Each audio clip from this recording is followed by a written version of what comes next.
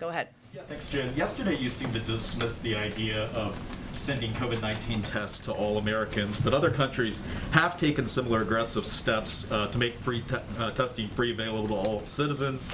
Singapore, for example, sent 6 test kits to all citizens in September. In the UK, any citizen can order a pack of several testing kits all at once. Is the White House's position on this simply a cost analysis, or are there other reasons why the administration doesn't think that sending tests, COVID-19 tests, to all Americans is a good strategy? Well, let me give you an overarching, comprehensive understanding of how we're approaching this to give you a sense, and I appreciate the question. So our objective is to continue to scale up our testing program to meet demand and ensure that people who want tests are getting tests. And there are a range of ways people want tests. Some people want to do it in their homes, certainly, and we've seen an increase in demand for that in recent months, and we've quadrupled our capacity in that regard. So we'll keep building. Some people want to go to their primary care physician. Some people want to go to a community health center or rural health center. Some people want to have their kids tested at school, an option that many public schools have made available, or in private schools, I guess, as well have made available. So what our focus is on is ensuring that everyone in America has access to free testing, whether at a doctor's office, pharmacy, community testing site, or now at home. And there's a couple steps we've taken from the beginning. We haven't always, there's obviously a lot of interest in testing now for good reason. And one, in February, we wrote new guidance to make insurers cover asymptomatic PCR and point of care tests, critical to helping the majority of Americans who have private insurance not worry about burdensome test costs. So what that means is, before that, if you went to get a PCR test, as we know, which is a test that can certainly track very closely whether you have components of the virus, you had to pay for it. Our private we now insured many months ago that was not the case. As I noted, we quadrupled the number of free pharmacy testing sites with a priority on vulnerable communities in addition to state and local community sites. So today there are 20,000 sites across the country with free quality tests. That means you can walk into the pharmacy, get a free test, get it done, ensure you're taking that step. That's the preference for some. We've also secured funding from the rescue plan, invested it in hardest hit areas, $10 billion for schools to conduct testing, nearly $1 billion for rural clinics and hospitals.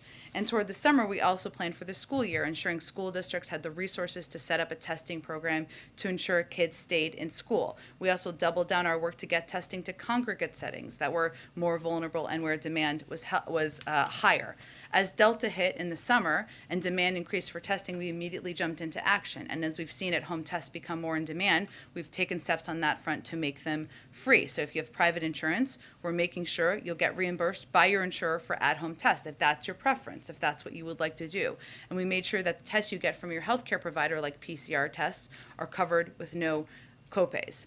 I also would note that we also announced last week we're sending 50 million free tests starting this month to convenient locations like health centers and community sites. So overarching, our objective here is to make them accessible, to make sure that people who want to get tested can get tested in any means they choose to do, and to make sure they're free for everyone in America. And I understand all those efforts, but wouldn't it be a good idea to just send them to all American homes? It seems like that would make it more readily available to just, have it sitting, knowing that one is just sitting in your kitchen somewhere.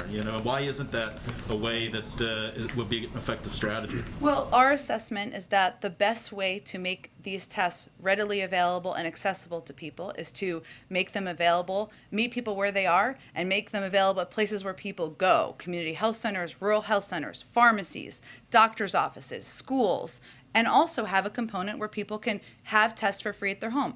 But our approach is not to send everyone in the country a test, just to have millions of tests go unused where we know others can make use of them. So we have made an assessment about how to make them free and available to Americans across the country. That's absolutely our objective, and we'll continue to build on it. And you did seem to reference cost yesterday, so is that concern with just how logistically, financially, how hard that would be to get to all American households? Again, our objective is to make them readily available to people where they are across the country, and we have made the assessment that doing that is most effective by donating these 50 million tests to community health centers and rural health centers, by making them available at 20,000 pharmacies, by working with schools and workplaces to make testing available, and also to providing the option for people to get free tests in their homes. Go ahead.